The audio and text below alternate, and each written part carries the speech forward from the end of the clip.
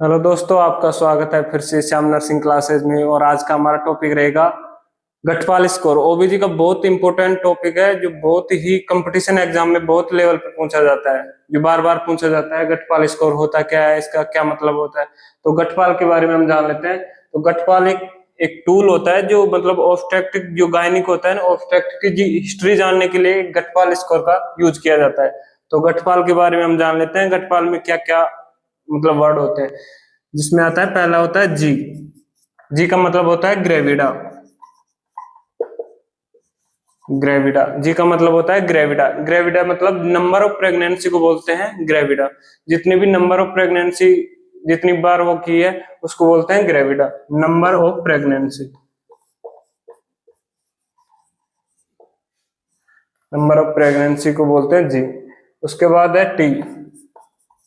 T का मतलब होता है टर्म। टर्म बेबी किसको बोलते हैं, जो 37 वीक के ऊपर होता है ना, उसको बोलते हैं हम टर्म। टी का मतलब होता है टर्म। उसके बाद है पी। पी का मतलब होता है प्री टर्म। जो 37 वीक होता है ना, उससे जो कम होता है उसको बोलते हैं प्री टर्म। उसके बाद है ए। ए का मतलब होता है अबॉर्शन। जो वाइबल टाइम होता है ना, उससे मतलब कम कम का समय होता है, उसको बोलते हैं अबॉर्शन। जो वाइबल टाइम होता है 22 वीक होता है, और इसमें हम गिनते हैं जो 22 वीक से कम होता है या 20 वीक से कम होता है, उसको बोलते हैं अबॉर्शन। और इसके बाद है लाइव। एल मतलब लाइव, लिविंग। जो भी जिंदा बच्चे हैं उनको हम गिनते हैं लाइविंग। अब एग्जाम्पल के माध्यम से हम समझ लेते हैं कि क्या क्या कैसे कैसे स्कोर किया जाता है इसका। तो एग्जाम्पल देख लो। एक 27 वीक की ओल्ड फीमेल है जो करंटली मतलब 16 वीक की क्या है, प्रेग्नेंट है। मतलब जी हम गिनते हैं प्रेगनेंसी के नंबर, जी गिनते हैं। एक 16 वीक की प्रेग्नेंट है, मतलब एक तो ये हो गया 16 वीक पे। और सी है 2 साल की ट्विंस को मतलब। और इसमें एक बात हो जाए, ट्विंस होता है ना, ट्विंस, उसको हम प्रेगनेंसी में एक ही नंबर काउंट करते हैं।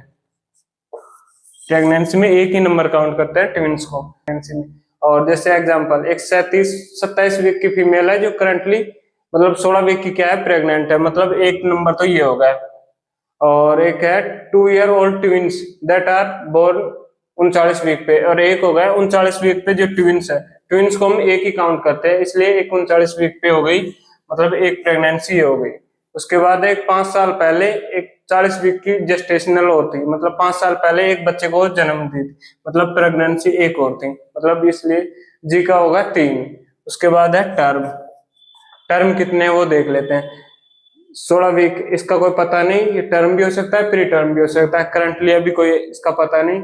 और 2 year twins that are born 37 week से ऊपर है, मतलब 39 वीक पे है। तो ये हो गया, एक तो ये हो गया टर्म 39 वीक वाला। और एक हो गया 5 साल पहले एक 40 वीक का, मतलब ये भी 37 वीक से ऊपर है, तो ये भी टर्म में गिना जाएगा। तो मतलब एक ही हो गया, 2 टर्म हो गए।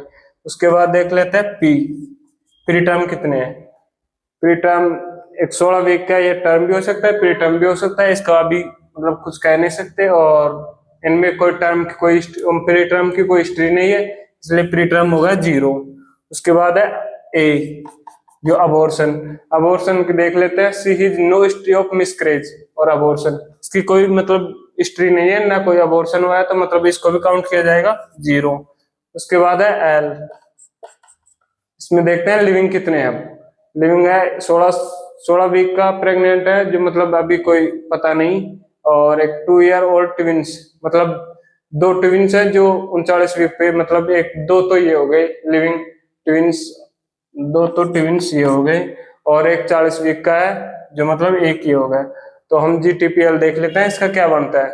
जी का मतलब जी बनता है 3, टी बनता है 2, पी बनता है 0, ए बनता है 0, और एल बनता है 3।